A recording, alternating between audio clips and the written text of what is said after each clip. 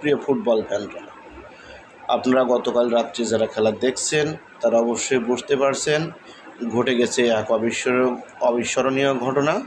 যে ঘটনার পুনরাবৃত্তি ঘটাইছে কিন্তু ওই ইংল্যান্ড, যে ইংল্যান্ড আর্জেন্টিনার কাছে ধরাশয়ী হয়ে তৃতীয় স্থান নির্ধারিত ম্যাচ খেলছিল ফ্রান্সের সঙ্গে।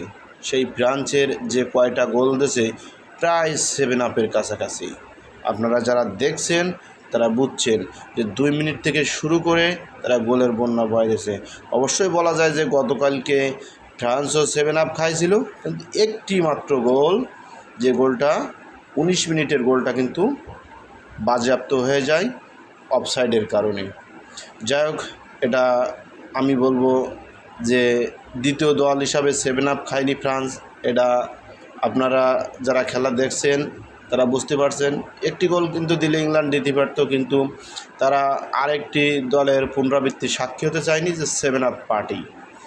যাই হোক, আর্জেন্টিনা কিন্তু ওই ইংল্যান্ডকে ধরাশয়ী করছে, আর ওদিকে স্পেন কিন্তু ফ্রান্সের ধরাশয়ী করে এই ফাইনাল নিশ্চিত করছে। তা আপনারা খেলা দেখেছেন এবং বুঝেছেন, এবং রেজাল্ট কিন্তু আপনাদের এখন হাতে।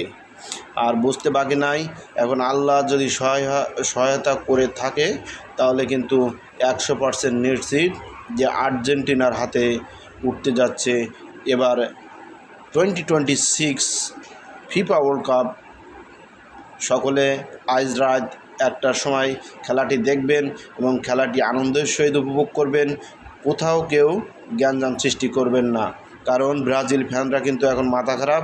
সেই মাথা খারাপ আপনিও মাথা খারাপ করবেন না, কারণ আমাদের যে দল আমরা করি সেটা যে আর্জেন্টিনা, এবং আর্জেন্টিনার প্লেয়ারদের কিন্তু মাথা ঠান্ডা, এবং আমরা যারা দর্শক আমাদের মাথাও ঠান্ডা করে খেলা দেখতে হবে। সকলে ভালো থাকবেন, সকলের সুস্বাস্থ্য এবং দীর্ঘায়ু কামনা করছি। আল্লাহ হাফেজ।